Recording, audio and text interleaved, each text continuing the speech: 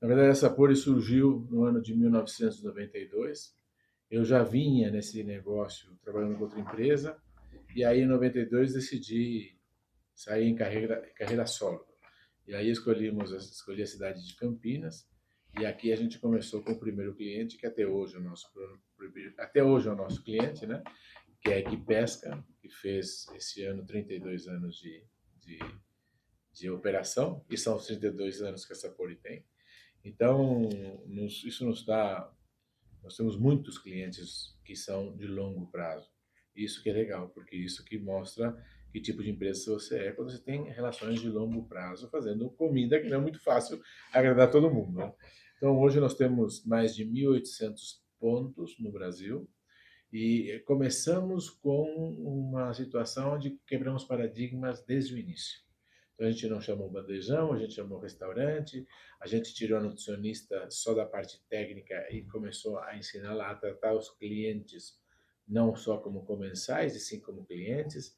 Então realmente fazer um trabalho onde os restaurantes, os refeitórios virarem restaurantes. E aí o primeiro momento foi consolidar numa indústria que pudesse nos dar a plataforma de suprimentos, de logística, de tudo isso para sonhos maiores que na época que nós começamos era basicamente restaurantes industriais. Tem 1.800 pontos, dos quais aproximadamente 1.200, de 1.200 a 1.300 restaurantes. Os outros são pontos de facilities, por exemplo. Então, nós temos 1.800 pontos de trabalho, mas tem 1.300 de alimentação e 1.500 de facilities. Uhum. E nesses de alimentação, às vezes também tem facilities juntos. Ou seja, em vários clientes nós temos alimentação e facilities. Uhum. É, e nós fazemos hoje algo em torno de 1.300.000 refeições dia, Legal. espalhados por todo o Brasil. E Gente, na Colômbia nós devemos ter algo em torno de 110, 120 restaurantes. Clientes não necessariamente são esses 1.800 pontos não são clientes. Clientes devem ser uns 700. Por quê? Porque eles têm várias plantas espalhadas pelo Brasil. Ponto, por exemplo, é, Mercado Livre é um cliente. Vários sites. Quando uhum. você tem, por exemplo, a Volkswagen, é um cliente, tem vários sites. E por aí vai. Então nós temos um cliente, nós temos em torno de 700 a 800 clientes e 1.800 pontos. Olha, eu poderia dizer que a Sapor tem várias divisões, né? Várias divisões onde trabalha cada produto e cada divisão tem um princípio. Por exemplo, você vai para hospitalar, é um tipo de comida. Você vai para educação, outro tipo de alimentação. Você vai para remote size, é outro tipo de alimentação. A indústria como um todo é outro tipo de alimentação. Então, você tem características de alimentação diferentes. E aí, como é que a gente faz? Claro que a gente respeita o que o cliente quer comprar, né?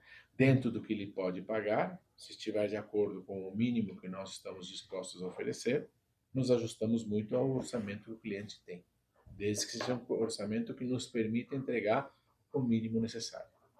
E aí, com relação à qualidade e processos, nós temos todos os ISOs que você possa imaginar, toda a regulamentação que existe. A nossa empresa é auditada há mais de 20 anos. Então, a gente tem toda a infraestrutura de back para atender qualquer cliente no Brasil hoje.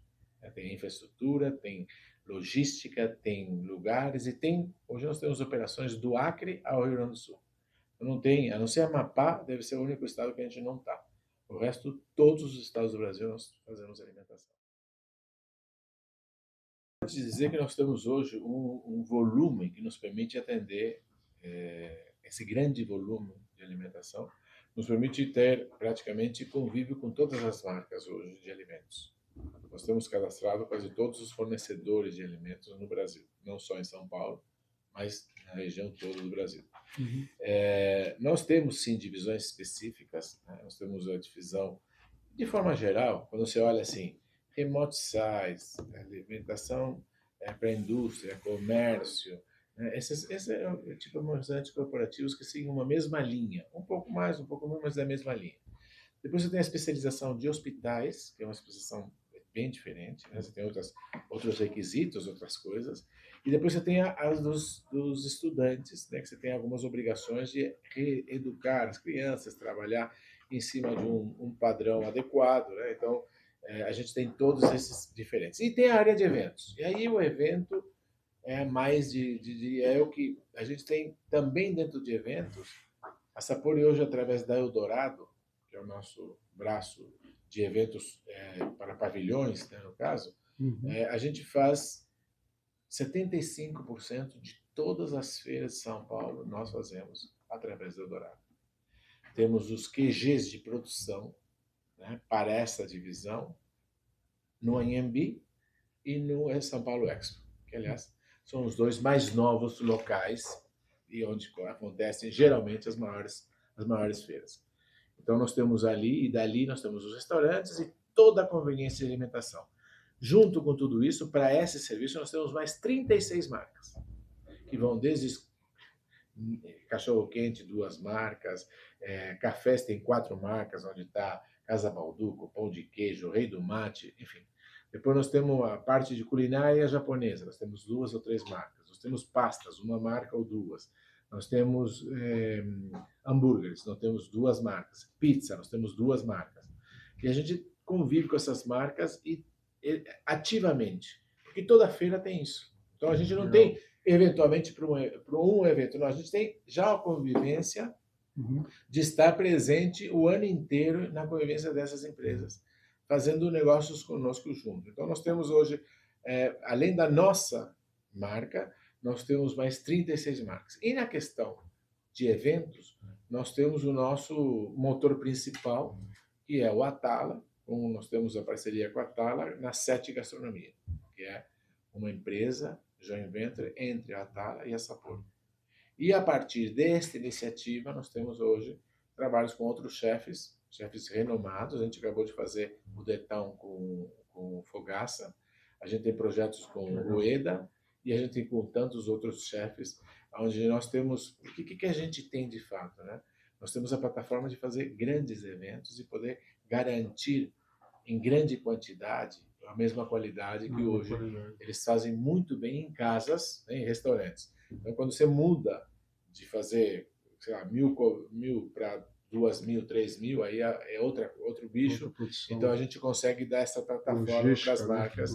Exatamente. Então, hoje, os festivais, por exemplo, seja o Lollapalooza, seja o Detal, seja os outros festivais que nós participamos, nós damos toda a infraestrutura. Então, e agora, com a Eldorado, nós fazemos, além de toda a parte interna e apoio a alguns chefes que têm algumas características em alguns serviços, todos os outros serviços do Detal, por exemplo, foi feito por nós. Pizza, cachorro-quente, massa japonês, tudo é nosso através da Eldorado. Tem uma fase da empresa antes da Olimpíada e depois da Olimpíada. A Olimpíada nos... Efetivamente, o desafio de fazer a primeira Olimpíada na parte sul do mundo, né, ou seja, na América do Sul, onde não tinha referências, foi um desafio enorme. E, modéstia à parte, até hoje, foi a melhor Olimpíada de todos os tempos. Porque depois da gente, teve o Japão, mas foi prejudicado pela Covid. E depois teve agora a França, quiseram ser revolucionários demais, e o nosso serviço chamou a atenção de vários atletas que nem eram brasileiros. E falavam, pô, a Rio 16 foi muito melhor, não sei o quê, porque tinha proteína, e lá tiraram a proteína, enfim. Então, eu sempre costumo, até a nossa Olimpíada, sempre a melhor Olimpíada era a última, porque ela pegava toda a experiência dos outros e acumulava. E no nosso caso, 2016, a gente trouxe muita tecnologia para a Olimpíada. Subiu muito. A gente subiu muito a régua. E isso fez com que, né, os padrões e a infraestrutura que a gente criou de equipamentos, por exemplo, né, quando a gente começou a fazer a Olimpíada, os equipamentos eram a vapor. Você imagina água quente, é tipo um richô. Não dá para fazer isso na grande quantidade. E nós colocamos fornos elétricos, balcões elétricos. Então, a partir da gente, a tendência é que todas as outras Olimpíadas sejam com balcão elétrico e não mais aqueles. Fornos. A gente colocou fornos combinados em tudo. E não tinha fornos combinados em tudo. Então, a partir da 2016, todas as Olimpíadas tiveram isso. E é importante falar que, apesar de o Brasil não ter sido a primeira, né, foi a que trouxe mais criatividade para dentro do Comitê Olímpico. Né? Inclusive, a gente, por ser o primeiro, a gente foi fiscalizado por uma empresa que estava acostumada a fazer para eles. Eu não conseguia fazer no Brasil, então nós fizemos. Eles diziam assim: eu não entendo como esses caras conseguem fazer isso. Porque era a primeira e a gente estava fazendo daquele jeito, o pessoal adorava e comia, enfim. E foi um desafio enorme. A gente teve 70 mil refeições por dia, do público mais exigente que você possa imaginar, né? Porque você tem, no mínimo, 4 anos se preparando para esse evento. Você tinha a gente tinha que fazer, servir comida com sabor local. Então, a gente tinha cozinheiros, aqui a gente tinha cozinheiros, eu lembro que a gente teve que importar cozinheiros da Ásia, da China especificamente, e da Índia. A Coreia já tinha, então a gente conseguiu fazer, trouxemos, acho que na época, números assim como 7 toneladas de kimchi, sabe? A gente fazia 400 quilos de camarão por dia. A gente, enfim, então são números enormes e eu posso dizer que o desafio nosso, até eu ver a cozinha, era um fio na barriga todos os dias. É quando eu vi montada a cozinha, eu digo, não, a gente vai dar Coração é forte, hein? então, assim, além das comidas características religiosas. A kosher a gente conseguiu fazer porque a comunidade aqui no Brasil era grande e a gente conseguiu nos fornecer porque são poucos atletas também que comiam kosher, né?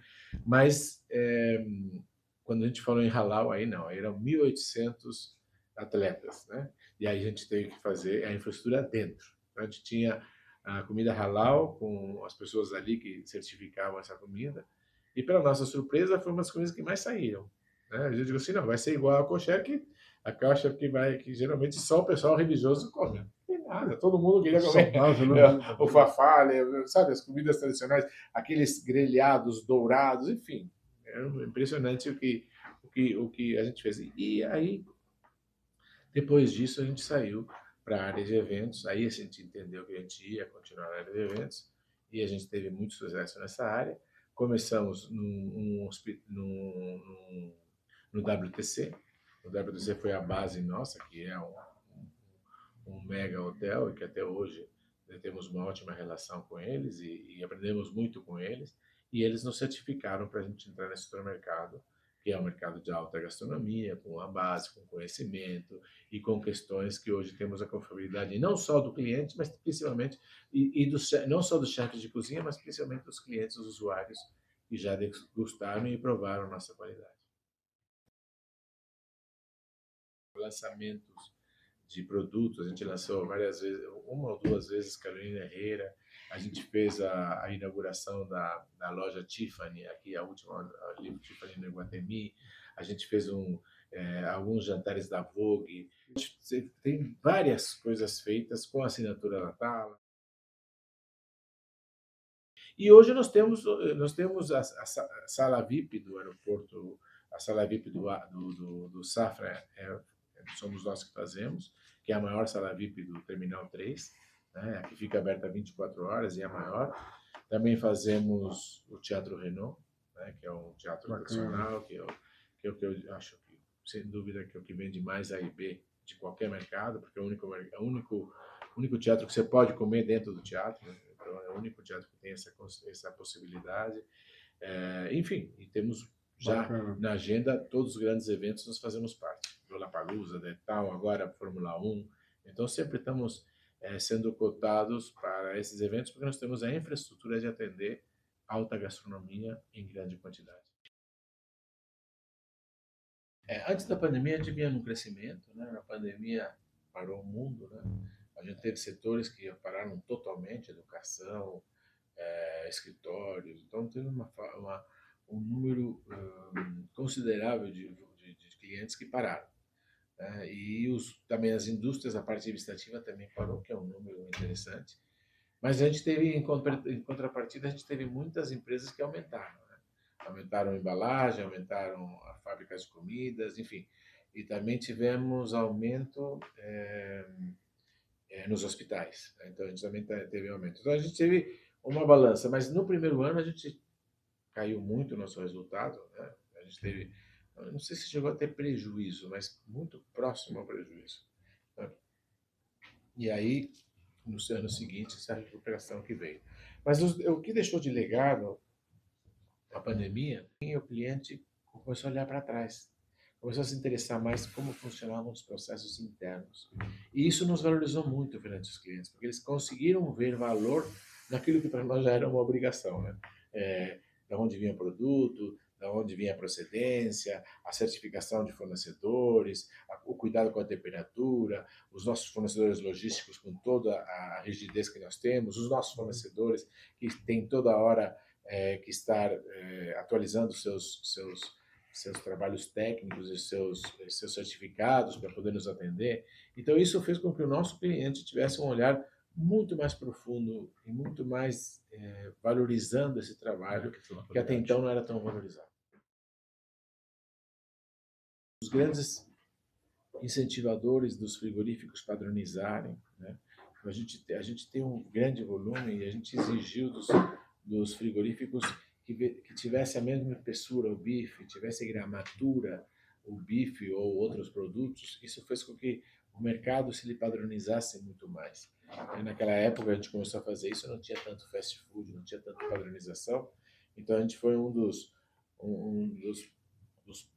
precursores e incentivadores desse novo trabalho. E isso nos custou muito caro, inclusive. Mas a gente aprendeu muito com isso, e principalmente na questão tecnológica. Na tecnológica, nós devemos ser o maior cliente de fornos combinados. Nós certificamos esse trabalho, nós ensinamos como trabalha isso. Nós somos a evidência de que esses produtos traziam resultados diferentes. Então, nós temos, assim, seja com processos de coquechill, seja com processos industrializados como sous vide. Então, nós temos uma fábrica de sous vide. Então, a gente está muito adiante na questão da tecnologia. Não só de produtos, como já tecnologia interna. Inclusive, a Sapori acaba de começou esse ano em abril, fechou com a SAP um projeto, né, grandioso, que é um projeto do SAP HANA, que tem um investimento considerável, 50 milhões, foi um investimento para um ou 2 anos, para a implementação de todo o sistema de trabalho, que é muito importante, e é uma marca, né, que hoje atende 85% de todas as empresas globais. Então, esse passo que a gente está dando, que está sendo implementado, né, é um passo importante que nos ajuda a manter a padronização, os controles, e nos dá condições de continuar crescendo ao ritmo ou mais do que nós estamos tendo hoje. E a gente é considerado hoje a empresa mais inovadora por causa disso. Nós criamos a demanda. E aí encantamos o cliente, porque ele não estava esperando por esse serviço. Por exemplo, agora, o sistema que nós estamos fazendo nos nossos restaurantes do desperdício é algo fantástico, e o cliente está enlouquecido com a gente. Já ganhamos vários prêmios de montadora, inclusive da Honda, em função do que a gente tem conseguido pela padronização. Então, a gente é bastante reconhecido por isso, e para nós é um desafio constante. E a história de falar de cultura, né? Cultura não é uma coisa bonita, é a realidade das empresas. Então, se você não tem uma cultura clara e está sempre trabalhando com ela é que vai sustentar todos os efeitos da empresa. E a cultura, ela não depende só de você, ela depende do sistema todo. Não adianta nada fazer um discurso de um jeito e depois praticar outro. Não sou eu, mas todas as lideranças aqui têm que trabalhar realmente inspirando e desenvolvendo as pessoas. E isso é uma coisa que faz parte da cultura. É impossível você fazer uma cultura inovadora se você não permite o erro. Então, outras coisas fortes da nossa cultura é permitir o erro. Já faz parte da inovação você errar. Ninguém faz tudo da primeira vez. Então, se você não cultiva na empresa essa possibilidade do erro, você não se torna criativo. Mas é aí, no time que ganha, que tem que mudar. Não é no time, um time que não ganha, você tem que mudar de qualquer jeito. Agora, mudar no time que ganha, aí que está o problema. Então, a habilidade da nossa cultura é mexer com quem está ganhando, e não somente com aquele que está em processo de evolução. E esse é um processo que envolve recursos humanos, envolve financeiro, envolve projetos de inovação, envolve uma série de coisas. Isso está super entrado, isso é inerente à cultura, porque se você não tiver uma cultura que apoia isso não vai acontecer. E aí, se você não fizer isso, quando você se der conta, o posto que você tem no mercado, você já perdeu. E não adianta. É a mesma coisa de que ter uma empresa onde só tem uma cabeça. Essa foi uma questão. Eu comecei a empresa, de fato, eu comecei, mas não, a Sapori não brilha só pelo Mendes. Né? E se brilhasse só pelo Mendes, é uma empresa fadada ao fracasso. Então, tem hoje profissionais muito capazes, reconhecidos no mercado, que fazem com que essa cultura não seja uma pessoa só, e sim um conjunto de pessoas que fazem o dia a dia da cultura. A cultura, no final, são várias pessoas, não é uma só. Mas quando você depende de uma pessoa só para a cultura da empresa, aí fadada ao fracasso.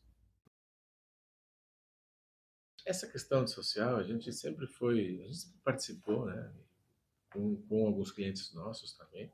Nós temos programas efetivos com a AMEN, a gente faz isso, com o Hospital a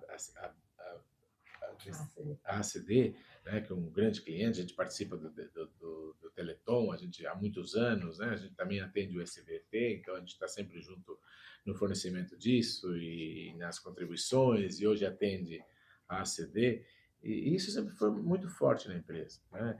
E a gente hoje, né, está formando a 16ª turma de transformação que a gente faz nessa meninada toda que entra. Claro que nós temos problemas sérios aí durante os cursos, né, de pessoas que não têm a mesma base, quer dizer, são desestruturadas, com grandes problemas, né? Nós tivemos já questão de suicídio, questão de, enfim, várias coisas que tivemos que administrar aqui. Mas a gente consegue fazer com que esses jovens que começam com a cabeça baixa, quando terminam com a cabeça alta, né? Muitos entram aqui na Sapori, ou que não for na Sapori, nós temos já alguns parceiros que a gente indica, né? Então a gente prepara durante o ano inteiro esses jovens, está na porta da nossa empresa, isso é importância, é um dos maiores e melhores projetos que nós temos aqui. E hoje eu tive um almoço com todos eles numa churrascaria e foi muito bacana você ver essa meninada toda, já tem 2 ou 3 empregados dentro da Sapori. Então muitos dos que nós temos hoje aqui vieram do projeto Pescar e vieram de outros trabalhos. Temos gerentes aqui na companhia que vieram de incentivo de trabalhos assim, então se criaram dentro da companhia. Então, essas são as coisas importantes que a gente construi. Nós temos um trabalho, como nós somos, não só de participar, mas sim de ser protagonistas nisso. Né? Você vê, fazer esse trabalho é protagonista no nosso setor de ter essas 16 turmas. Nós também somos protagonistas, nós temos já 400 restaurantes que não usam mais plástico como copo. Todo copo são retornáveis. Nós temos agora o grande trabalho de desperdício que nós estamos tendo dentro da Sapori, que a Sapori tem um projeto que se chama Inteligência Operacional Sapori Mais. Esse mais está focado no desperdício. E nós já temos uns números muito empolgantes de redução de produção de comida pronta. Digamos que a gente tinha um desperdício de comida pronta, algo em torno de 8%. E a gente já está em 3,54%. Então, são 4 pontos percentuais, é muita coisa. Assim, você tem uma unidade específica, jogava 1 tonelada de comida por dia pronta. Não é desperdício de bandeja, não. É pronto. Você produzia e jogava fora 1 tonelada. Hoje, nessa mesma unidade, nós estamos com 300 quilos. Ainda 300 quilos é muito, mas para quem... ótimo. E nós temos prêmios, inclusive, de montadoras. Ela é a Honda. A Honda jogava no lixo 10 toneladas mês de comida pronta. Hoje são em torno de 2 toneladas. Então, ainda tem 2 toneladas para trabalhar. Mas quem tinha isso não era só para Sapori, isso era uma coisa que vinha de todo o fornecimento que teve até a fábrica no Brasil. Então eles tinham praticamente um trabalho só para cuidar dessa sobra, né? Porque lixo orgânico. Então eles tinham e agora eles estavam preparados para fazer 10 mil por mês e agora tem 2 mil. Mas seja por normatização ou por trabalho mesmo de conscientização, hoje todos os produtos alimentícios são muito mais saudáveis. Todos. Sim, todos. Concordo. Então, assim, de toda a indústria, todo mundo trabalha isso. Né? Isso é uma coisa de preservação, de coisa. E a gente é muito atuante nisso. Muito atuante. E temos grandes compromissos e metas com relação a ESG. Grandes, não pequenos. Eu te diria claramente o seguinte, você tem esse exemplo no mundo inteiro. É muito comum uma empresa que faz alimentação derivar para facilities. O contrário já não é tão fácil. Né? Porque é muito mais complexo você fazer comida do que você fazer, de forma geral, facilities. Então a gente comprou duas empresas no nosso decorrer. Começamos com uma empresa, depois compramos outra. É uma aquisição de duas empresas, mas a gente tem crescido muito organicamente. Uma pela confiabilidade que os clientes já têm conosco em termos de alimentação. A alimentação deve ser o serviço nas empresas que tem uma confiabilidade maior, porque do presidente ao pessoal mais simples, todo dia está em contato com o nosso produto e são todos os clientes iguais, na maioria dos casos. Então isso dá uma credibilidade muito forte e dá uma possibilidade real da gente entrar nos clientes, e é o que está acontecendo, fazer cross-selling dentro dos nossos próprios clientes. Então estamos crescendo muito, tanto é que dos 1.800 pontos que nós temos hoje de trabalho, 500 já são de facilities. Então, assim, estamos crescendo muito nessa área e é uma questão como consequência. Então, estamos muito felizes em poder trabalhar nisso, porque isso abriu muito o leque para que a gente pudesse atender o nosso cliente em mais, e conseguir fazer mais trabalho para o nosso cliente, e isso nos faz ficar mais importante perante ele, né? Sem nunca querer ter o domínio do cliente, porque isso não existe. Quem tem o domínio sempre é o cliente, mas poder servi-lo, né? Acho que esse é o grande negócio nosso. A nossa vocação é servir. Então, se as nossas pessoas não quiserem servir, pode ser ótimo, mas não vão ser felizes aqui nessa empresa. Essa empresa é uma empresa humilde que quer servir. Não adianta, se você não quer, vai trabalhar em outra empresa, porque aqui esse é o princípio, né? Serviços é assim, né? E serviços de eventos, você não tem dois casamentos, você não tem duas recepções. A gente tem uma equipe pronta para isso. As divisões são totalmente com focos diferentes. Imagina, hospitalar não tem nada a ver com evento, que também não tem nada a ver com o remote site. Então, assim, claro que tem a sinergia, a plataforma, tudo isso, mas tem características muito próprias de cada um. E a gente respeita muito isso e tem pessoas totalmente dedicadas só para aquela atividade. E dizendo tudo isso, o que a gente espera? A gente espera o que já está acontecendo. Esse ano, a gente pula de 3.200 para 4 bi. A gente aumentou 20% da nossa empresa. Isso é uma coisa, no nosso número, quase que realmente muito forte. E para o ano que vem já temos fechado algo em torno de 10% já vendido este ano. O ano que vem promete mais 20% for um faturamento de 4 bi. Ou seja, você pode ver que no ano que vem nós vamos próximos aos 5 bi. Então, então, o que nós esperamos para frente? Continuar crescendo. É evidente que nós temos dificuldades, né? Nós vamos ter horizontes, né, que a gente não faz, não somos nós que determinamos, né, necessariamente. Então tem a parte externa, que a gente, claro que a gente tem que respeitar, fazer dentro das regras todas do jogo que nos é imposta, né, pela legalidade, a gente não sai fora disso, né, não tem outra possibilidade a não ser seguir 100% a legalidade. Mas onde está a nossa diferença? No que a gente realmente faz a diferença.